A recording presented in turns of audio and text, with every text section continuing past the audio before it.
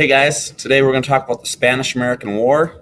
We have a little background as to how it started and why it started, and a little information about why we invaded Cuba and so on. But today we're going to learn a little bit more about it and learn about the outcome of the Spanish-American War. So to start, I want to do just a little bit of review with you. I'm going to give you a little time here to answer some questions up on the video screen, and then when you're done, we'll talk about these.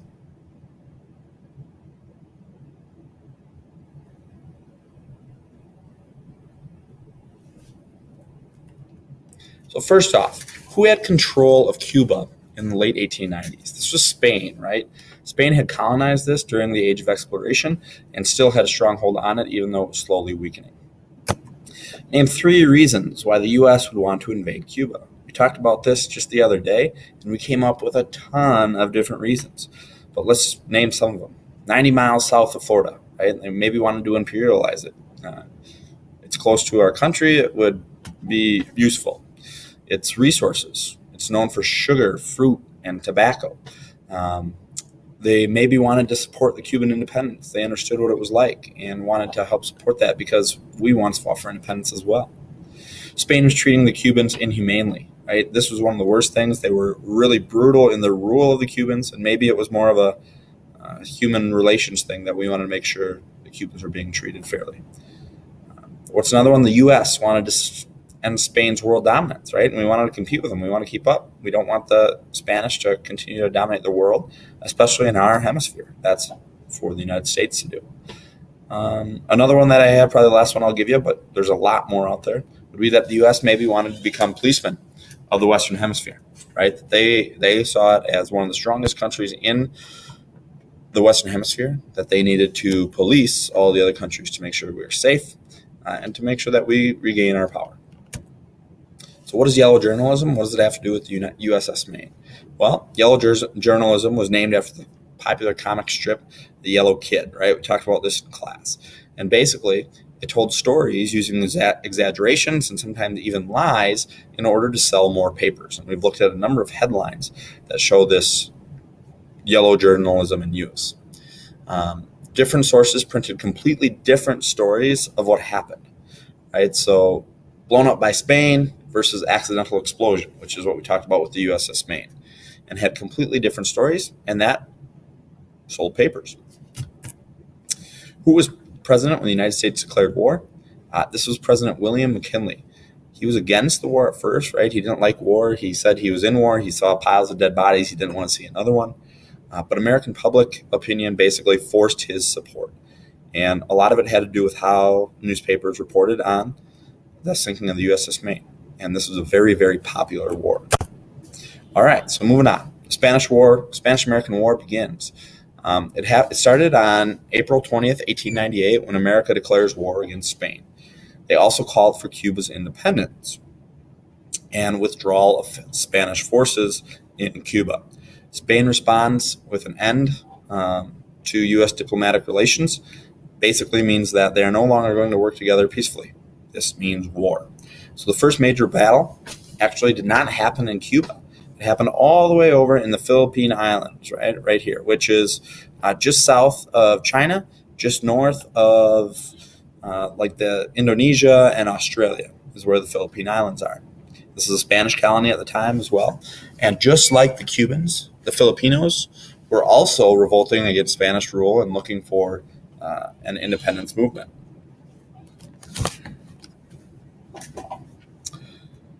George Dewey and Emilio Aguinaldo are 2 important people you should know about. So George Dewey was an American Commodore, and he was leading a fleet in the Pacific. Aguinaldo was a Filipino rebel who supported Dewey in the attack on the Spanish fleet in Manila. So you can see that Dewey was up here in Hong Kong. He worked his way down to the Philippine Islands and then down to his way to Manila, which is right here. Manila is important because it was a popular city in the Philippines, and they wanted to make sure that they could attack that and take it over if they were going to win the battle here. So what ended up happening is Aguinaldo and his men, along with Dewey and his men, had a 7-hour attack on Manila.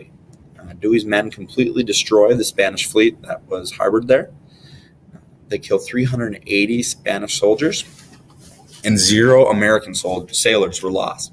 So this was a huge victory for the Americans, and at first for the Filipino rebels as well. So the United States and the Filipino rebels at this time gained control of the Philippines. And back home, Dewey quickly becomes an American hero. People heard about how successful he was, how he took 380 Spanish sailors and lost 0 American sailors. That was pretty big. So, war in the Caribbean. After this happened, after the Philippines happened, people got excited. After we told Spain that we were going to invade Cuba, people got excited, right? They wanted to seek revenge for what happened to the men on the USS Maine, and thousands of Americans rushed to sign up. We went from over 28,000 men in our U.S. Army to over 200,000 men in a very short time after we declared war. This became very popular because of what happened to the USS Maine and how our newspapers reported on it and blamed the Spanish for it. So in the Caribbean, Theodore Roosevelt really comes into the national spotlight during this time period. Theodore Roosevelt, as we mentioned earlier when we were doing our document study, was the assistant secretary to the U.S. Navy Department, and he actually left his post as assistant secretary to volunteer in the military. And he created the first U.S. volunteer cavalry, which became known as the Rough Riders. The Rough Riders were volunteer soldiers who rode on horseback and fought on horseback, and it was created by Theodore Roosevelt. It was made up of cowboys, miners, college students, policemen, athletes, Native Americans. And what they did is they volunteered to be a part of this Rough Rider group, this cavalry.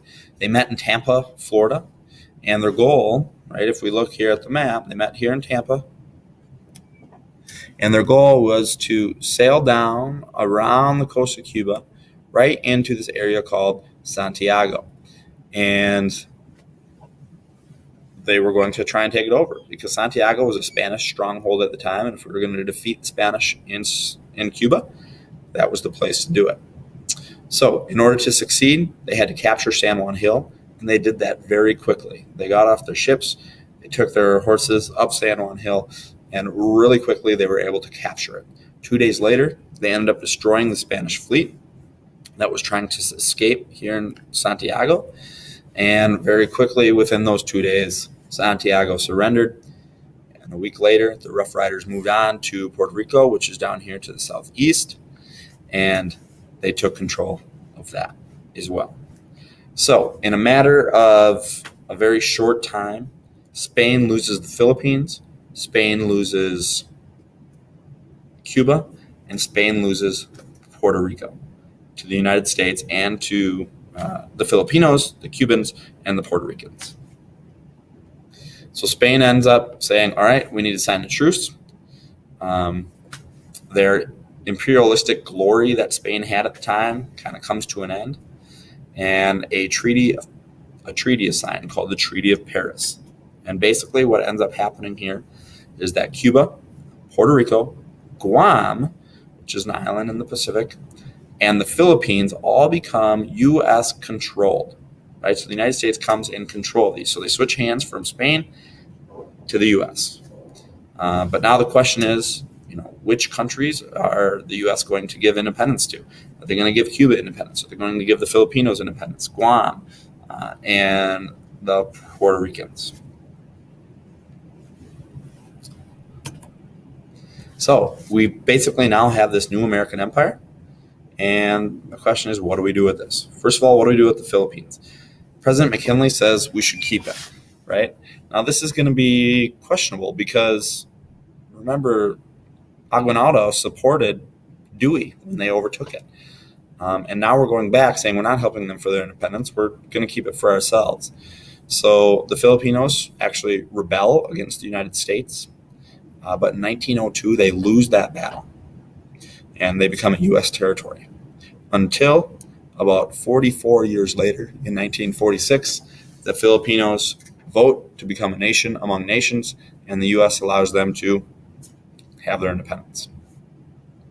That's going to be tough for them, right? Because they're a smaller country, they're in the middle, they have a lot of protection to do for themselves.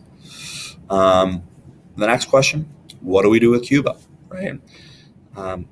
We kind of had to grant them independence because that's one of the things we said we declared war against Spain for, was that Spain needed their independence. I'm sorry, not Spain. Cuba needed their independence from Spain. So we did grant them their independence, but U.S. worried that a fast withdrawal would jeopardize their stability, and we still had interests in Cuba. So we created the Platt Amendment. And the Platt Amendment was an addition to Cuba's constitution.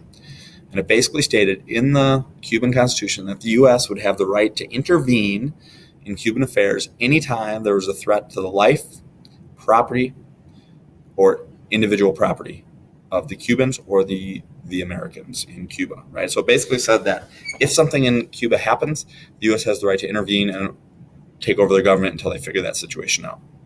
The other thing that was part of this was a place called Guantanamo Bay was granted to the U.S. as a naval base. And this is in Cuba today. We still have Guantanamo Bay. We've used it as a naval base. We've used it as a port.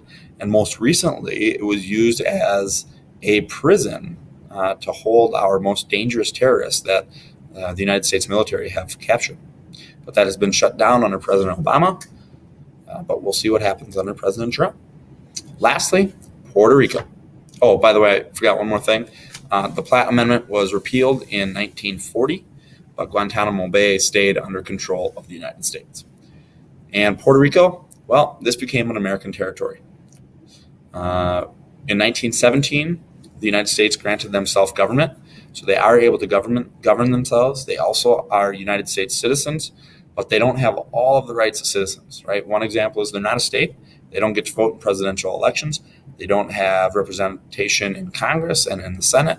So they have some benefits of citizenship, but not all. So with all this, this led to anti-imperialists. And basically what ends up happening is you see many U.S. citizens who are disappointed in this imperialistic ideal that the U.S. has following the Spanish-American War. They say this is not democratic. This is not what our country was set up to do, right? We became a country because we were trying to escape these imperialistic ideas, and now we're doing it. That's not fair. We said we were going to help these countries. We now have made them our territories. So people got mad, and there was a league created called the Anti-Imperialist League. Basically, they said Americans should not deny other people the right to govern themselves, right? People like Andrew Carnegie, Grover Cleveland, who was the president, Jane Addams, who was the creator of the Hull House, Mark Twain, all joined this and fought for these anti-imperialist ideas. However, even with the big names that they had as members, it didn't do much good. America wanted to be a world power like Spain was, and really, this is the only way to remain a world power and to keep caught up to some of the other big imperialistic countries like like France and Great Britain. So that's the end of the Spanish-American War in a nutshell. We'll see you guys later. Have a good day.